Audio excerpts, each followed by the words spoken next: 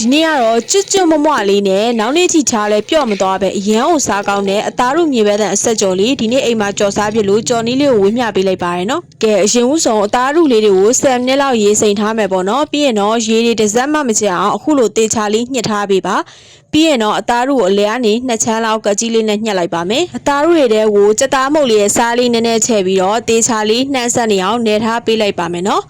ပြီးရင်တော့အိုးရဲကိုစီထည့်ပါမယ်စီကတော့နည်းနည်းလေးထည့်လို့မရပါဘူးเนาะစီကတော့အသားရုကြော်များများသုံးရပါတယ်ပြီးရင်ဒီစီတွေကအကုန်ပြန်ထွက်သွားမှာပေါ့เนาะအသားရုလေးတွေကိုတော့ကျွန်မ2တဲလောက်တော့ခွဲကြော်လိုက်တယ်ပေါ့เนาะသူ့ကိုဇွန်လေးနဲ့ဇက်တိုက်လေးမှွေထားပေးလိုက်ပါမယ်เนาะကဲမှွေနေနဲ့အသားရုလေးကနည်းနည်းလေးအရောင်ပြောင်းလာပြီဆိုရင်တော့အခုလိုဇွန်လေးနဲ့ဖိပြီးတော့အသားရုတွေကစီထွက်အောင်လုပ်ထားပေးလိုက်ပါเนาะဒါဆိုရင်အသားရုတွေကကျွတ်လေးနဲ့နောက်နေ့ထိထားလဲကျွတ်လေးဖြစ်နေမှာပေါ့เนาะဇက်တိုက်လေးမှွေသွားလိုက်ဖိလိုက်လုပ်ထားပေးပါတဖြည်းဖြည်းနဲ့အသားရုလေးကိုဖိကြည့်လိုက်လို့လုံးဝ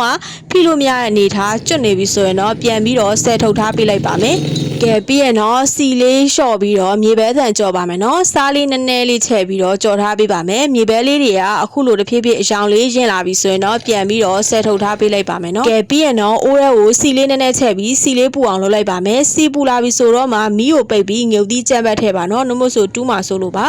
ပြီးရင်တော့အသားရုရဲ့မြေပဲဆန်ရင်ထည့်မယ်ကျက်သွန်ဒီကြော်ကတော့ ready made ထုတ်လေးပဲသုံးထားလိုက်ပါတယ်